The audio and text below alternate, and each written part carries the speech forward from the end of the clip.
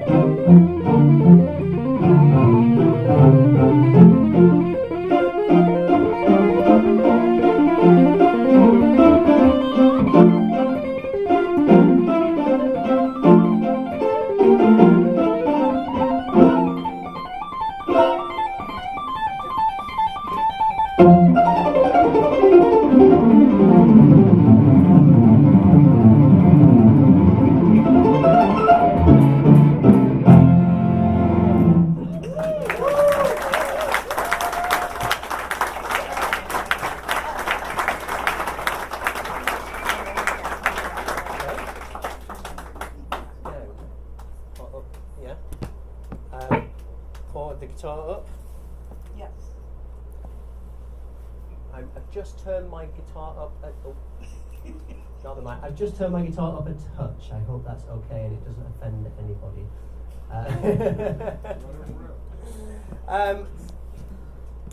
So that was a piece by Chopin from his Opus 10 etudes, and I play quite a few of his Opus 10 etudes on guitar, and I always forget what number they are. I think that might have been number 7. But basically, it was it's called the Sunshine etude, I believe, and it was an etude designed for pianists to practice arpeggios. Now, when I was just tell you a little bit about how I kind of developed this guitar technique. When I was at music college, I was housemates with a pianist, and it was really annoying for me to see how easily she could play one thing and turn it into an incredibly spectacular run just by playing the same thing in different octaves. So basically, she would play one thing.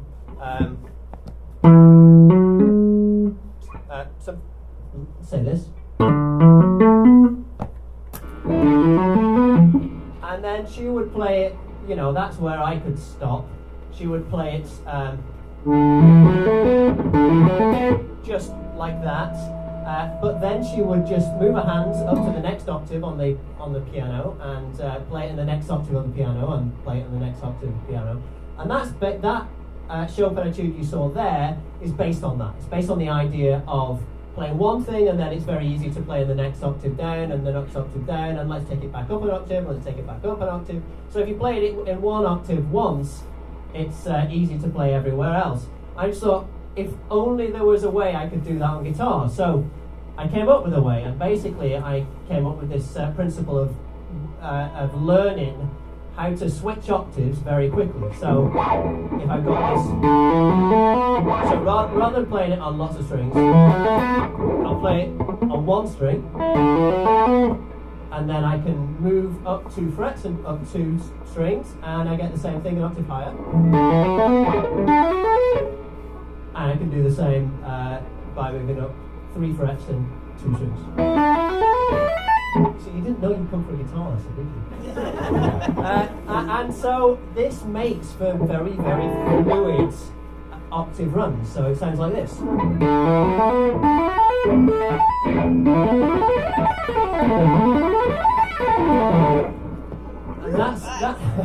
thank you. And that's precisely what that etude is based on, and that's kind of why I tackled that, because it's a great exercise for practicing that octave principle. Okay. However, that etude does nothing to prepare you for the next piece.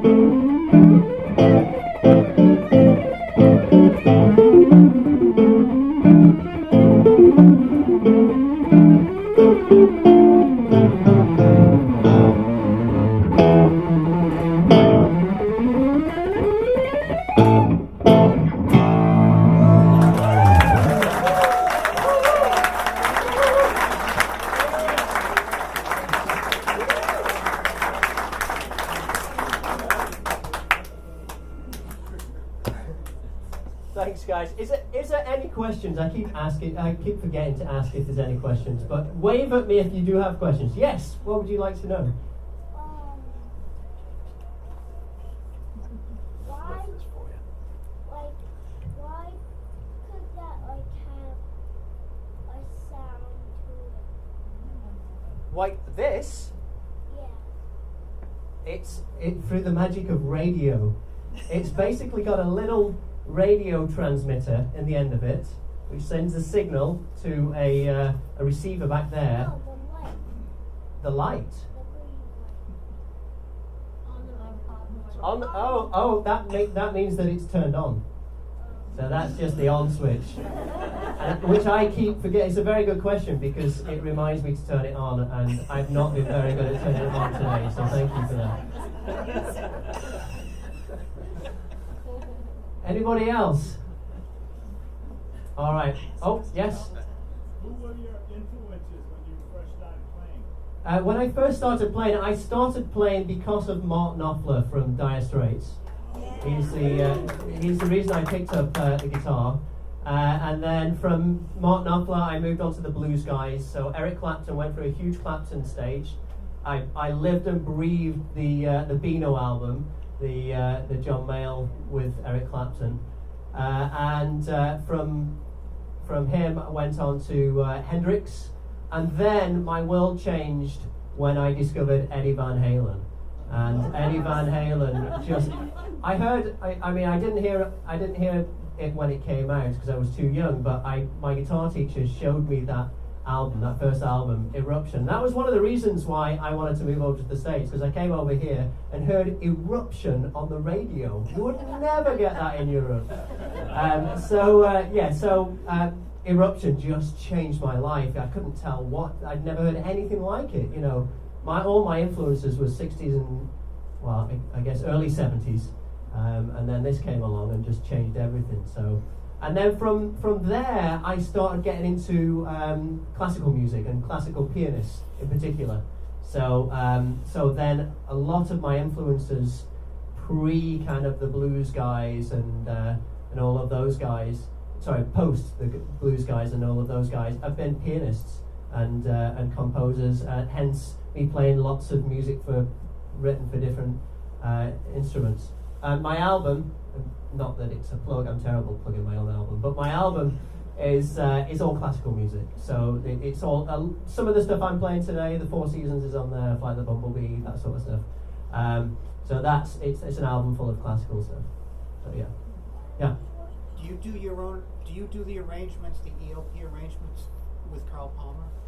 Yeah, absolutely, yeah. So for those of you who don't know, my day job is I spend about 6 months of the year on tour with Carl Palmer from Emerson, Lake and Palmer, the one surviving member, sadly. And the question was, do I do the arrangements? Basically what we do, the way that band works, obviously Emerson, Lake and Palmer was drums, keyboards and guitar stroke bass for Greg Lake. The way that band works is me and the bass player, spectacular bass player, you need to check him out, Simon Fitzpatrick. He paid me to say that. We split the keyboard parts between us, the keyboard and bass parts between us, and because of the different distance between us, I've always lived at least 50 miles away from him when I lived back in the UK. So what we used to do is just record our ideas.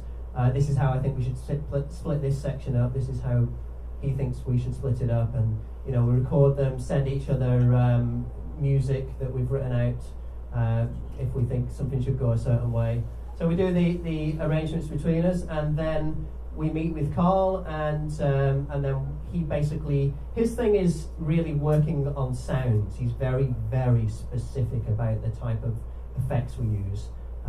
So he has a very clear idea about the sounds in a song, or if we're going to cut that section, it's usually cut that section. We don't usually add a section. He's a drummer. He's very impatient. He always wants to get on to the next thing. So that's how that process works. Yeah, me and Simon basically bash it out between us, and then we polish it with Carl.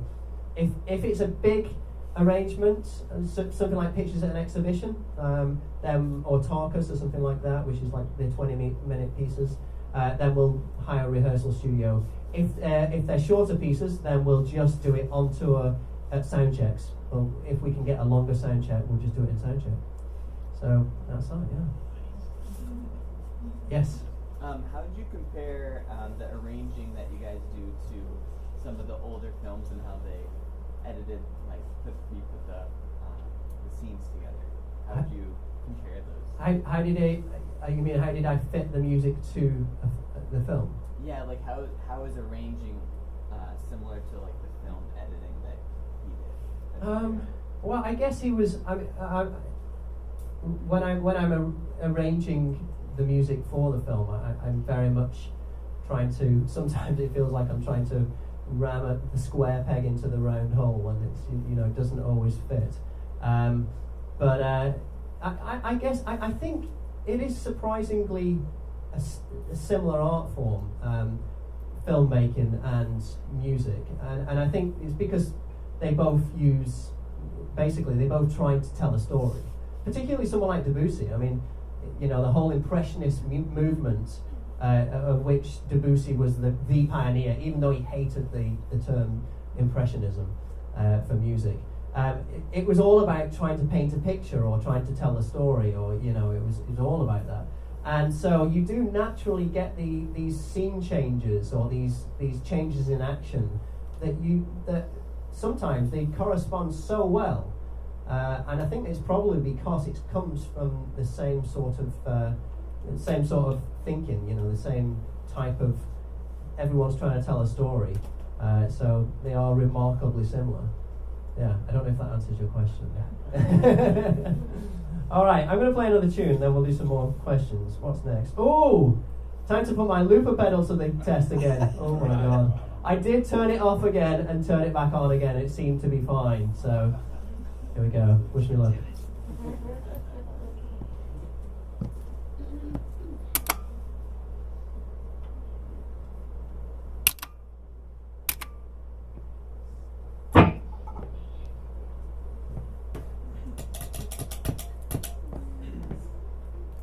I have to say, I chose this film on the title alone. I didn't even watch the film. I saw it in the book of the DVDs that I've got, and I thought, I have got to put something to that. You'll know why when you see the title flash up on the screen.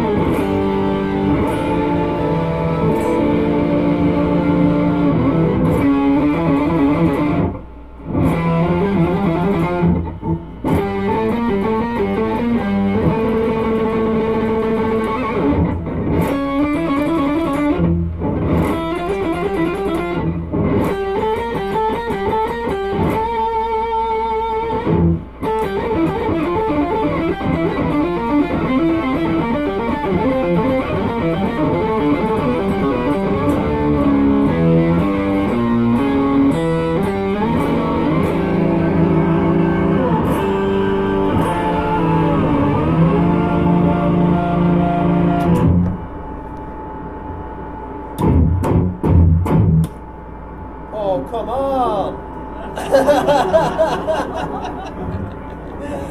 Forget it, we're not looping.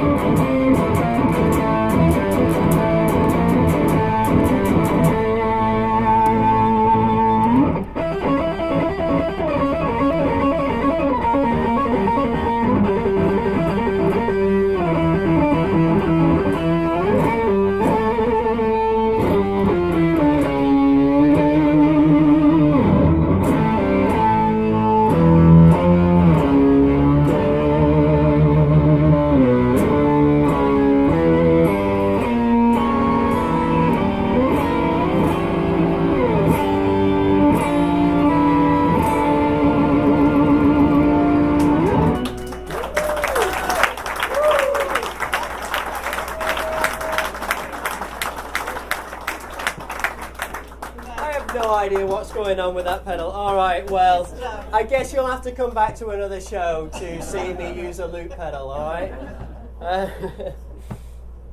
So yes, Jupiter's Thunderballs. How could I resist? I'm going to play you another piece now. It's entitled Moonlight Serenade, and I'm going to play some Sarti to it.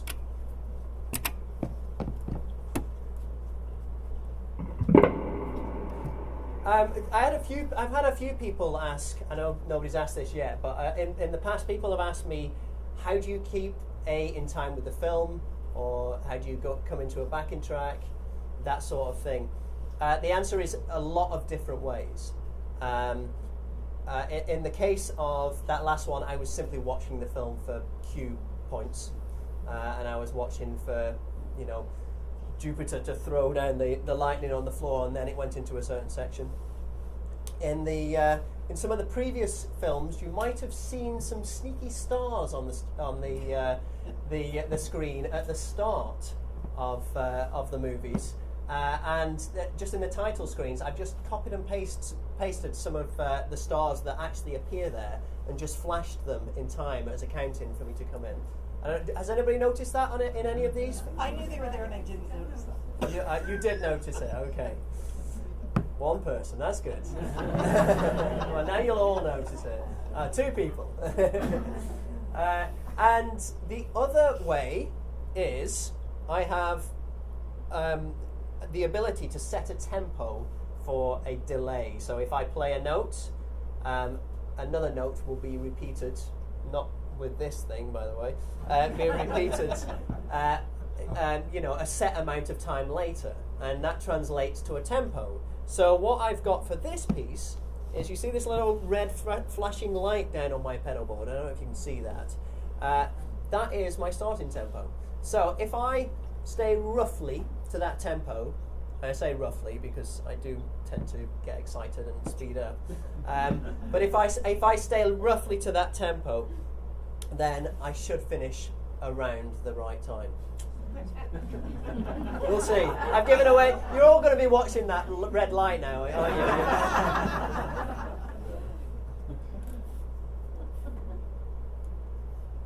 Sometimes it becomes a complex polyrhythm.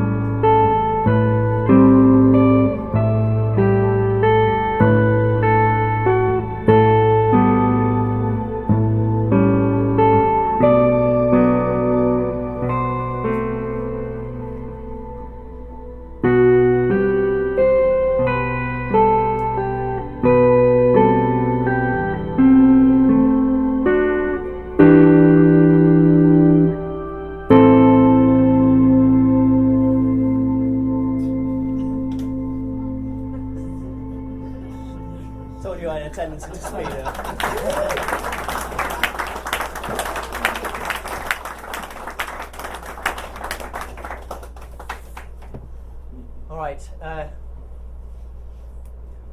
All right. Questions? Yes. Have you edited these film clips at all? No. None of these film clips are edited.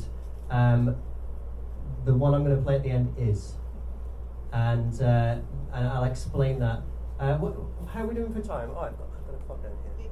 Oh, okay. In which case, the one I'm going to play now is, and the reason I've edited it, in 1902, George Méliès made his most famous movie, which is A Trip to the Moon, based on the Jules Verne book, From the Earth to the Moon, or To the Moon and Back, or something like that. In 1802, Ludwig van Beethoven created his Moonlight Sonata. So precisely 100 years between the two, and I put them together, and I found that pretty much with a bit of imagination and a bit of editing, I'm sure Méliès would be fine with it. He was all about film editing. So with a bit of film editing, the two work together marvelously. So most people are familiar with the first movement of Moonlight. But